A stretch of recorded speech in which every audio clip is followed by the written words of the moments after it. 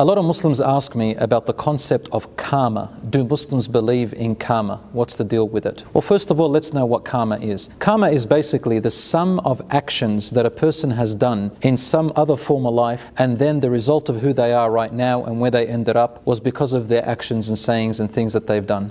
In karma, it also believes that there is this entity that whatever you do comes back. What goes around comes around. Every action has a reaction. Basically cause and effect.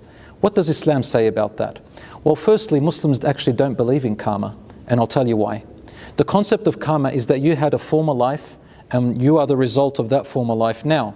And that when you die, whatever you've done now, if it doesn't come back to you in this life, whether it's good or bad, you will get reincarnated and then you continue your life. And no one knows what you'll come out as. You can come out as a creature or of some sort, or a human, or of other powers or other statuses in life, or whatever it is. So Islam rejects the idea of reincarnation, and karma has to involve reincarnation. The second thing that Muslims don't believe in when it comes to karma is that karma is an entity of its own, which means God is out of the picture. I know that there are some sects of Hinduism who say, well, it's God who controls karma, and we do agree with that to a certain extent, but generally karma is a force of its own that has no control from an outside force. Islam says God has control over actions and reactions. Our choices, yes, at times we do get penalized for them and there are consequences for them. We certainly believe in that, and we certainly are indebted to the actions that we do, especially if we harm other people.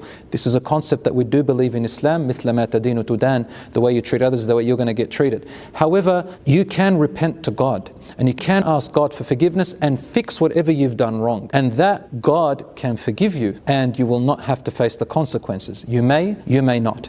Another thing about karma is that there's no concept of repentance. They say what you've done, that's it. Whether you repent, whether you don't, there's no such thing as forgiveness. And some of them give the idea of a court, that imagine a judge just forgiving you. Well, it doesn't work that way. A judge can actually lower the sentence within the sentence and can give you some other outcomes. Allah, God, has a day of judgment, and whatever we do here will be judged about in the hereafter. Some things Allah will pardon and never mention them. Some things Allah will forgive as a result of actions that you made up for it. As for rights of people, God will bring those people together and He will settle their affairs one way or the other. So, with karma and Islam, I hope inshaAllah that you understood the difference. Instead of karma, we believe in Qadr. May Allah subhanahu wa ta'ala bless you.